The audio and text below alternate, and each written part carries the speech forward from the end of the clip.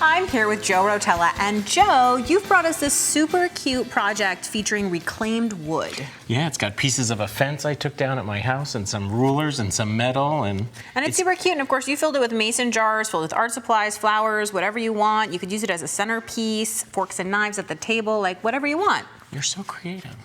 You're the one who made it, and you're going to show us how to make it too, right? It's easy to make. So this is actually a piece of redwood fence that I took down from my backyard. It has this beautiful distressing that's real, not fake, from years of being outside. Now, it was a little wider, but the edges were kind of chewed up for being a fence for 50 years, so I did a rip cut. A rip cut is when we're cutting with the grain, and that's when you use the fence. So you can actually see how it would have gone right in here. Oh, so when you talk about a fence, because not everybody knows how a table saw works, the fence is this guide, which is helping you create a rip cut. To give me a nice straight edge the whole run of the lumber. Okay. So I've got this already knocked down to the size I want. Now we want to cut across the grain, which is a cross cut. You never use a fence with the cross cut.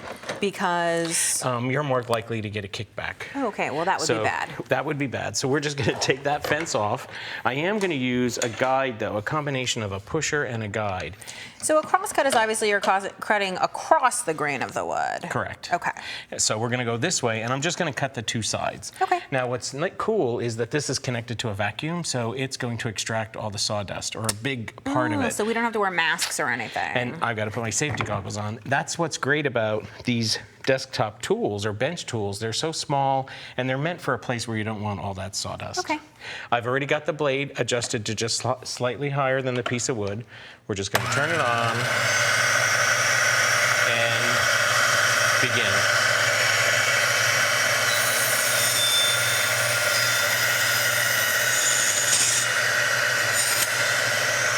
Side number one. And because of the guide, I don't have to measure or anything. They're going to be identical.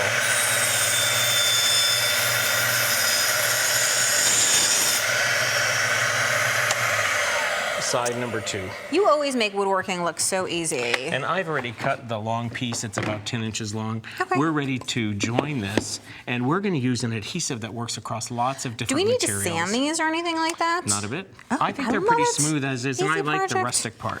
Okay, so I'm just putting a bead of adhesive on the end, or on this side, or on both? Only on one side. Only on one side, and just a bead. You know that I'm never just using a tiny bit of anything. A little zigzag even, that's okay. Oh, it's a really fine tip. Okay. There you go. There you go. If you do the other side, we'll clamp it together. Oh, it's not going to dry too fast? Yeah. Oh, that's good to know. Okay, so I've got a bead on each side. And normally I would do one side at a time because I don't have that extra pair of hands, but since I have you... Put this side outside. There you go. Let me be your personal clamp. There you go. Exactly. Here we go. Oh, my hands are in the way, aren't they? Your hand is in the way. Sorry. And now let's just tighten this clamp down.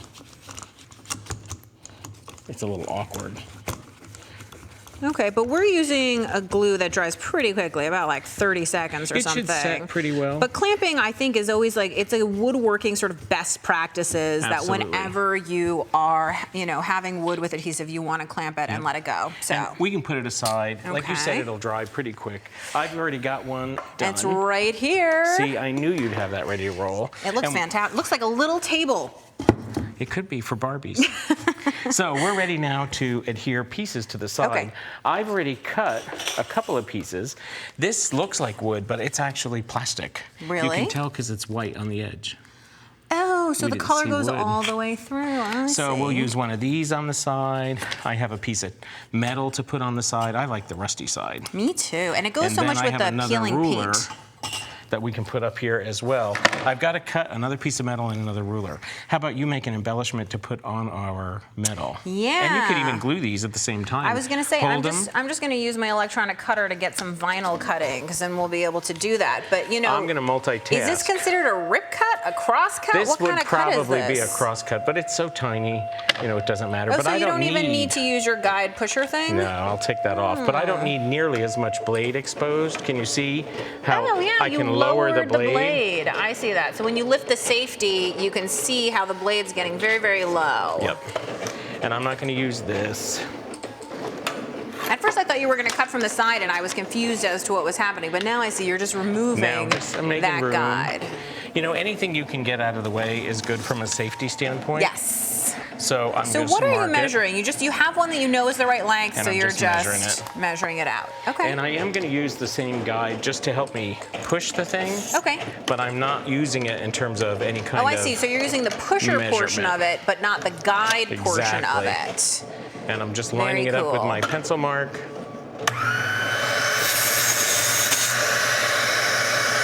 So now you have all your rulers done. So quick and easy.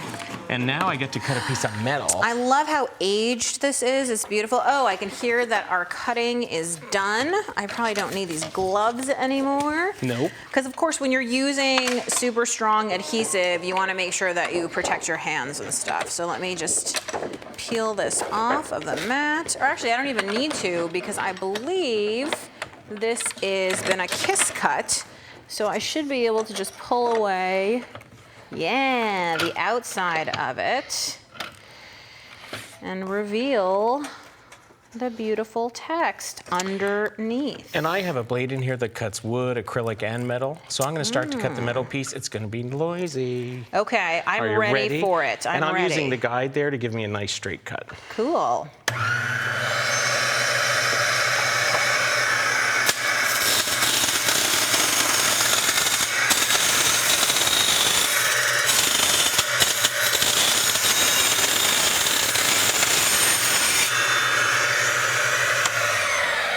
Ta-da! It looks, I can't believe that metal cuts so easily. I never thought that you could cut metal like that. Let's start the adhering process. You didn't glue him? Easy. Okay, so while you do that, this is a weeded piece of the vinyl, so I'm just gonna put a transfer sheet over it, and I'm gonna rub with my ever-present important tool, otherwise known as my thumb. And that's gonna just pull it up. And this is really so that we can get this script text to come off of here in one piece. Let's see if I did this correctly. Dun, dun, dun, dun, dun, dun, dun, dun. Okay, and there you go. This is gonna be a Make It Artsy Where we go. Here's a piece of metal.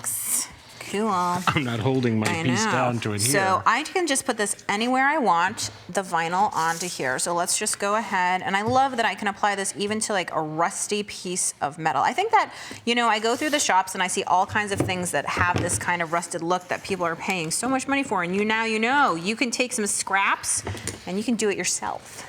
And I'm going to clamp this so I can keep working and not hold it the whole time. Okay, which is another reason that there is that best practices of always clamping things that you're gluing, because you'd like to do other stuff than just hold things. Even though it sets up incredibly quickly in about 30 seconds, that's time you could be doing other things. It's going to depend on the material. Some might be a little bit longer. It definitely likes... This turned out so good. You did a great job. Look at that. I think we'll keep you. Artsy. I didn't do any work though, I feel like. I just did all the fun parts. But, I'm good. And let's see, if you take your hands off, how are we doing here? I think he's on. Holding together, as promised, and we can add a little bit of metal, make it artsy. This was great, Joe, and totally inspiring because you always make it easy. Thanks. Thanks so much.